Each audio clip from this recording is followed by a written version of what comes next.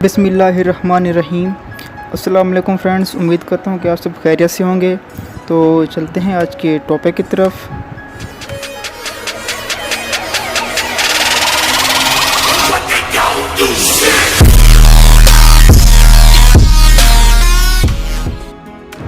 जी friends, तो आज का हमारा टॉपिक है कि आँख हमारी देखती कैसे है। तो सबसे पहले हम देखेंगे कि आँख का स्ट्रक्चर कैसा है। सामने से जो सफ़ेद जैसा हमें नज़र आता है उसे स्क्लेरा कहते हैं, और उभरी हुई जगह को हम कॉर्निया कहते हैं। हमारी आँख एक गेंद की तरह का स्ट्रक्चर है। यहाँ से यहाँ तक इसका डायमीटर 24 मिलीमीटर होता है।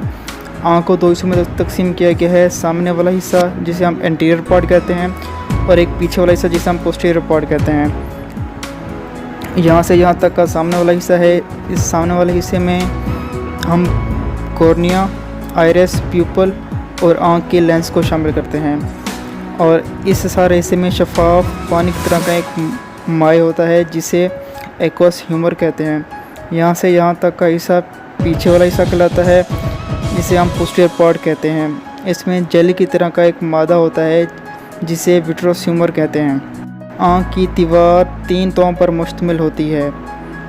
सबसे बाहर वाली तह को स्क्लेरा कहते हैं। इसका काम आँख को मजबूती देना होता है। दरमियान वाली तह को कोराइड कहते हैं। इसमें खून की नालियाँ होती हैं जो आँख को खून फराहम करती हैं। इस तह के दरमियान वाले हिस्से को सिलियरी बॉडी कहते हैं।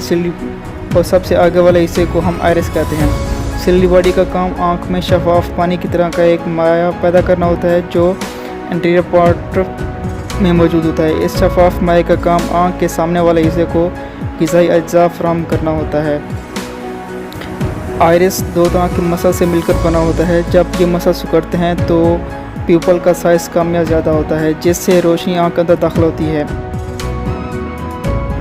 सबसे अंदर वाली तह को रेटिना कहते हैं, और यही होता है कि जब इस पर रोशनी पड़ती है तो हमें चीज़ें नज़र आती हैं। जब भी हम किसी चीज़ को देखते हैं तो रोशनी इस चीज़ से टकरा कर हमारी आँखों में दाखिल होती है, और लेंस इस रोशनी को इकट्ठा करके रेटिना पर डालता है। जैसे ही रोशनी रेटिना पर पड़ती है तो उस चीज़ का एक उल्टी तस्वीर उस तह पर बन जाती है। इस तह में मौजूद इंतहाई हसास सेल्स होते हैं जिनको रोड्स और कोन्स कहते हैं। रोड्स हमें रात को देखने में मदद करते हैं, जबकि कोन्स हमें दिन की रोशनी में देखने के काबिल बनाते हैं।